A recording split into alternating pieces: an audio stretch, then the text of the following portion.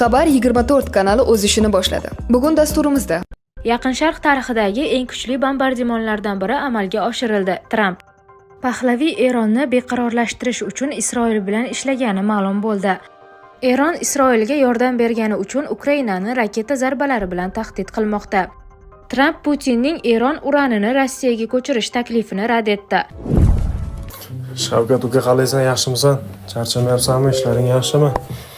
Kecha pul so'ragan ekansan, bankka bora olmadim, shamollaganimdan. Tezda degan programma bor ekan, o'shandan yuborib qo'ydim.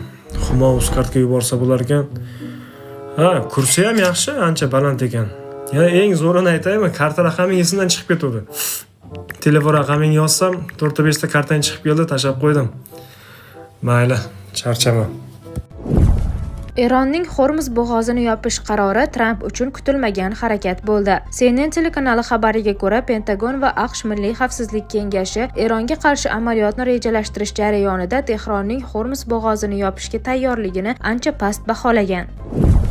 Urushni tugatish masalasi Eronning qo'lida. Muhsin Rizoiy. Urushni tugatish bizning qo'limizda. Biz urushni tugatish masalasini faqat ikki shart bajarilganida ko'rib chiqamiz. Birinchidan, AQSh bizga yetkazilgan barcha zararlar uchun to'liq kompensatsiya to'lashi kerak. Ikkinchidan esa kelajak uchun 100% kafolat berilishi zarur. AQSh Fors ko'rfazidan chiqib ketmasdan turib buning iloji yo'q. Shu sababli ikkinchi shart AQShning Fors ko'rfazidan chiqib ketishidir, degan eronlik siyosatchi Muhsin Rizoiy.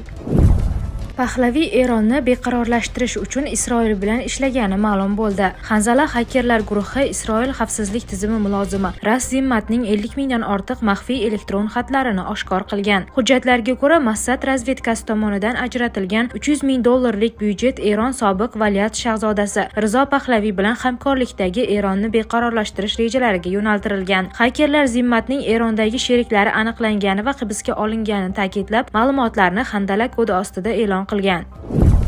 Tramp Putinning Eron uranini Rossiyaga ko'chirish taklifini rad etdi. Mazkur taklif AQSh, Isroil va Eron urushini yakunlash bo'yicha kelishuvning bir qismi sifatida ko'rilgan. Rossiya prezidenti Vladimir Putin Qo'shma Shtatlar prezidenti Donald Tramp bilan telefon orqali suhbatda Eronning boyitilgan uran zaxirasini Rossiyaga olib chiqish g'oyasini ilgari surgan. Bu taklif AQSh va Eron o'rtasidagi urushni tugatish bo'yicha kelishuvning bir qismi sifatida ko'rilgan. Manbalarga ko'ra, Tramp ushbu taklifni rad etgan, chunki AQSh va Isroil uchun urushdagi asosiy maqsadlardan biri Eronning 60% gacha boyitilgan 450 kilogramm uranini nazoratga olish hisoblanadi. Mutaxassislar bu miqdor qisqa vaqt ichida qurol yaratishga yetarli ekanini aytmoqda. Rossiya avval ham Eronning past darajada boyitilgan uranini 2015-yilgi yadro kelishuvi doirasida saqlagan va uranni qabul qilish imkoniyatiga ega davlatlardan biri hisoblanadi. Shuningdek, AQSh mudofaa vaziri Pete Hegseth Washington Eronning yuqori darajada boyitilgan uranini nazoratga olish bo'yicha bir nechta variantlarni ko'rib chiqayotgan ma'lum qildi. Uning so'zlariga ko'ra, variantlardan biri Tehronning uran zaxirasini ixtiyoriy ravishda topshirishdir.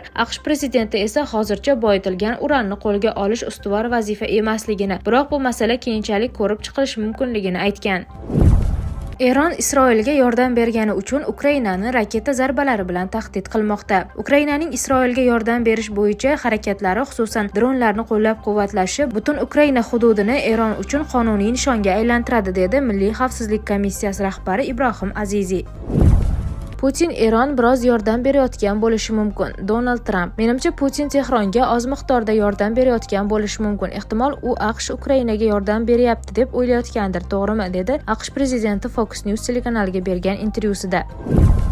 AQSh Hormuz bo'g'oziga dengiz piyodalarini yubordi. Pentagon maxsus dengiz piyodalari ekspeditsiya bo'linmasi va qo'shimcha harbiy kemalarni mintaqaga yuborish orqali Yaqin Sharqdagi harbiy mavjudligini sezilarli darajada kuchaytirmoqda. The Wall Street Journal xabariga ko'ra, mudofaa vaziri Pete Hegseth markaziy qo'mondonlikning Hormuz bo'g'ozidagi Eron tajovuzkorligiga javoban ushbu kuchlarni safarbar qilish haqidagi so'rovini ma'qullagan. Ushbu joylashtirish odatda bir guruh harbiy kemalar va taxminan 5000 nafar dengiz piyodalari o'z ichiga oladi. Bu esa dunyodagi eng muhim energiya yo'laklaridan birida dengiz xavfsizligini ta'minlashga qat'iy sodiqlikni anglatadi. Eron dunyo neft ta'minotining qariyb 5dan 1 o'tadigan muhim suv yo'li bo'lgan Hormuz bo'g'ozida mina o'rnatish operatsiyalari boshlagani haqida xabarlardan so'ng xavotirlar kuchaydi. Hozirgi hisob-kitoblar mina faoliyati bir necha o'nlab qurilmalar bilan cheklanganini ko'rsatsa-da, razvedka ma'lumotlari Tehron kichik kemalar va dengiz minalarining ulkan zaxirasiga ega ekanligini ko'rsatmoqda. Mutaxassislar Ekspertlarning ogohlantirishicha, Eron yuzlab qo'shimcha minalarni joylashtirish qobiliyatiga ega. Bu esa xalqaro yuk tashish yo'llari va global energiya barqarorligiga jiddiy tahdid soladi. 13-mart kuni bo'lib o'tgan brifingda mudofaa vaziri Pit Hegseth 28-fevralda boshlangan AQSh-Isroil harbiy kampaniyasining borishi haqida batafsil ma'lumot berdi. Hegseth operatsiya 15 mingdan ortiq nishonni muvaffaqiyatli zararsizlantirib, Eronning harbiy dengiz kuchlari, havo kuchlari va havo mudofaa tizimlarini samarali ravishda yo'q qilganini ma'lum qildi. Bundan tashqari u Eronning raketa salohiyatini 90% ga, dron zaxiralari esa 95% ga qisqarganini ta'kidladi. Hegseth asosiy maqsad Eronning yadroviy dasturini butunlay to'xtatish bo'lib qolayotganini ta'kidladi.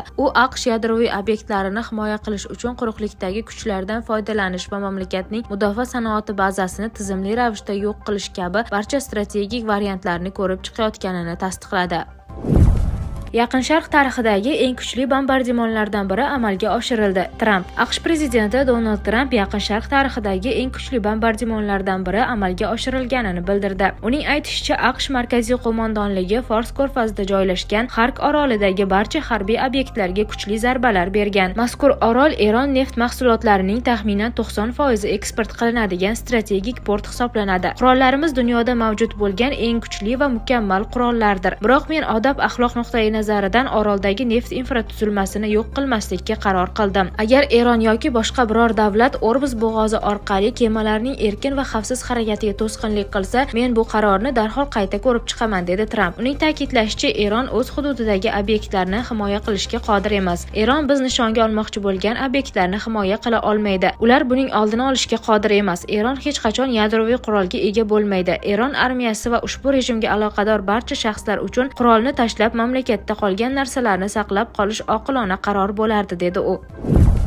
Eronning yangi harbiy ittifoqchisi kimligi ma'lum bo'ldi. Yaqin Sharqdagi geosiyosiy o'yinlar yangi pallaga kirdi. G'arb davlatlari Tehronning asosiy tayanchi Rossiya ekanini ta'kidlayotgan bir paytda maydonda kutilmagan va sirli ittifoqchi paydo bo'ldi. Eronning o'zgarayotgan harbiy strategiyasi va Shimoliy Koreya bilan bog'liq maxfiy rejalar tafsilotini taqdim etdi. So'nggi kunlarda Eronning dushmanga nisbatan hujumlari biroz susaygan kuzatildi. Ayrim ekspertlar buni mamlakatning jangovar salohiyati zaiflashgani bilan izohlashsa, boshqalari buni bo'rondan oldingi sukunat deb atamoqda. Aslida esa Tehron uzoq davom etadigan nizoga moslashish uchun o'z taktikasini tubdan o'zgartirdi. General-mayor Sergey Lipovinning fikricha, Eron rahbariyati kuch va resurslarni cheksiz sarflashdan voz kechib, ularni tejash rejimiga o'tgan. Eronning yerosti bazalarida AQSh va Isroil razvedkaga yeta olmaydigan hududlarda 10 mingdan 15 minggacha uchuvchisiz uchish apparatlari shay holatda saqlanmoqda. Eron ixtiyoridagi og'ir raketalar Amerikaning Patriot va Isroilning temir gumbaz tizimlari uchun bosh og'rig'i aylangan. Eronning ayrim raketalari tovushda 4-5 marta tezroq harakat qiladi. Bunday tezlikdagi nishonlarni urib tushirish uchun hozircha na Washingtonda, na Tel Avivda zaxir mavjud emas. Islom inqilobi muhofizlar korpusi ofitseri Ali Fadaviyning bayonoti dunyo harbiy doiralarini hayratda qoldirdi. Uning so'zlariga ko'ra, Tehron suv ostida soatiga 360 km